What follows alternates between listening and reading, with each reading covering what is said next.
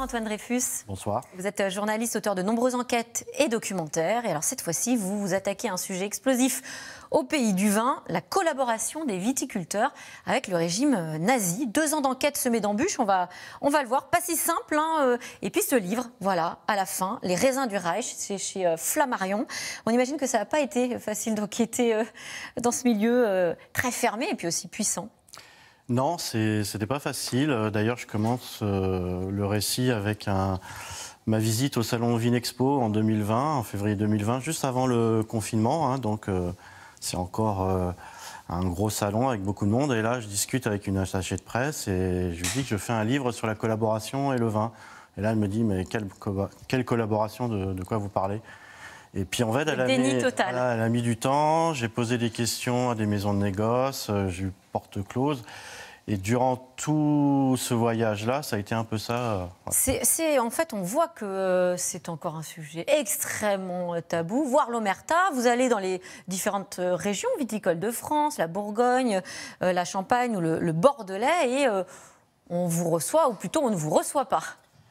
C'est-à-dire que j'ai profité pendant le confinement des quelques phases de déconfinement pour y aller. Et, porte close. Porte close. Alors, pour être précis, en fait... un peu plus dans certaines régions que dans d'autres. Voilà, à Bordeaux, c'est carrément l'omerta. Voilà. À Bordeaux, ça n'a jamais existé. À Bordeaux, c'est le déni total. En Champagne, ils présentent une version plus résistentialiste. Ils préfèrent présenter des gens... Les vignerons alors plutôt des patrons de maisons de champagne qui ont collaboré, mais c'est ce qu'on appelle des vichyssaux résistants à partir de 1943.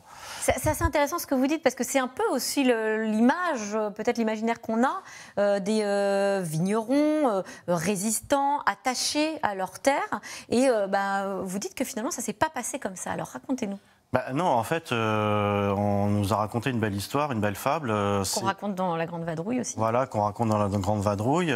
C'est le Français malin qui joue un mauvais tour à l'Allemand bas du casque qui ne comprend rien. Alors, en fait, c'est pas du tout ce qui s'est passé. L'Allemagne avait nommé des professionnels du vin dans chaque région. On appelait ça les Weinführer. Les Weinführer. Les chefs du vin. Des gens qui étaient francophiles, francophones, qui adoraient le vin, en fait, qui étaient vraiment des très bons professionnels. Et à partir de là, on ne peut pas dire que les Français ont joué des mauvais tours aux Allemands, c'est pas possible. C'est-à-dire que c'est tout un commerce très structuré, organisé, entre l'Allemagne et les vignerons français qui acceptent de vendre leur vin à très bon prix d'ailleurs. C'est ça qu'on comprenne. Oui, alors c'est ça. Alors la question, c'est pas tellement qu'ils ont vendu du vin, parce que de toute façon, ils n'avaient plus qu'un acheteur, en effet, qui était l'Allemagne nazie, mais c'est jusqu'où ils sont allés pour profiter de ce système-là.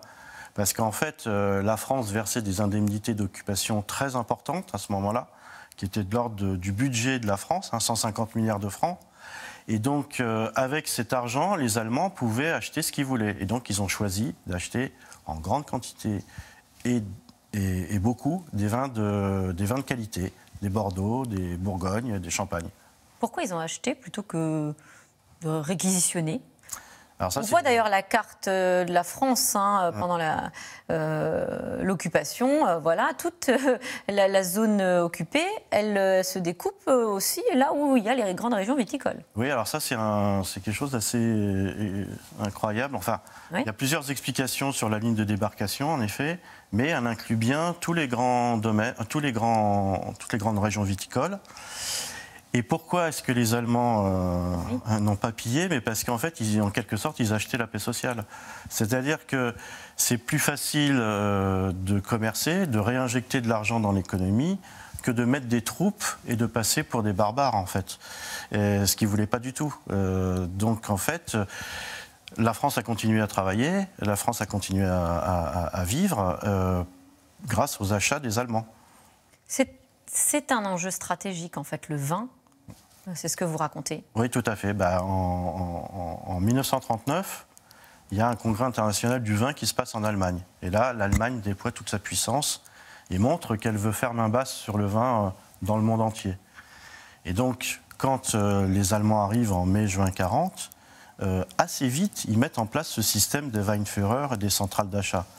Et parce que ça servait à la fois aux libations, aux réceptions des dignitaires nazis dans toute l'Europe. Hein. Et plus ils avançaient dans l'Est, et plus il y avait des réceptions, des ambassades, etc. Et ça servait aussi au moral des troupes, pour maintenir le moral des troupes, parce qu'il y avait du bon vin français. Avec cette statistique incroyable que vous donnez, entre juillet et août 1940, donc juste après la défaite, la Bourgogne viticole réalise un chiffre d'affaires équivalent à une année pleine, en pleine débâcle économique finalement. Oui, c'est ça. C'est-à-dire, en fait, alors là, c'est le début de. Enfin, c'est avant l'installation des Weinführer. Et il y a beaucoup de ventes sauvages qui se font. Et là, en effet, ils réalisent un chiffre d'affaires énorme, quoi. Il y a l'intérêt économique des vignerons, on l'a bien compris, mais vous mettez aussi en lumière une certaine collaboration idéologique, en tout cas pour certains d'entre eux, et vous dites carrément qu'il y a des affinités finalement entre la culture du vin dans les années 30 et le fascisme. Pétain lui-même était considéré comme un grand défenseur de la vigne. Oui, Pétain est devenu populaire en fait pendant la guerre de 14-18 parce qu'il a doublé la ration, voire triplé parfois la ration de vin. Et ensuite, il a théorisé ça dans une préface d'un livre dans laquelle il dit si on a gagné la guerre en 14-18, c'est grâce au vin. Le vin est nourricier. Et en plus, donc il a théorisé ça et en même temps, en arrivant au pouvoir en 40, ils font la guerre. Le régime de Vichy fait la guerre à l'apéro. L'apéro, c'est mal. Ça démoralise les Français, tandis que le vin est nourricier. Et donc, en fait, il y a une adhésion à la fois, il y a une rencontre de l'idéologie de la Révolution nationale de Pétain, et en même temps, des viticulteurs qui sont ravis d'avoir un chef d'État qui fait la promotion de leurs produits. Voilà. On va bien le lui rendre d'ailleurs, puisqu'on va lui offrir, je crois, des parcelles. Voilà, c'est ça, c'est exactement ça. C'est-à-dire qu'en fait, en avril 1942, la ville de Beaune et le département de Côte-d'Or offrent au maréchal Pétain une parcelle de 5000 m² environ des hospices de Beaune. Il aura son vin, le Clos du Maréchal. Alors, vous donnez des noms dans votre enquête, des noms qu'on peut encore revoir sur des bouteilles de vin. Louis Eschenauer, vous le surnommez le King de Bordeaux, ou le Champenois, Melchior de Polignac. Ils ont tous deux été condamnés à la libération, mais ensuite assez rapidement graciés. Comment on explique cette clémence quand on compare avec clémence, bon pour eux deux, puis aussi pour le monde du vin, hein, qu'on peut comparer avec Renault en 1945 qui est nationalisé? Il y a plusieurs explications. Il y a eu une épuration quand même sur ces questions économiques, de collaboration économique.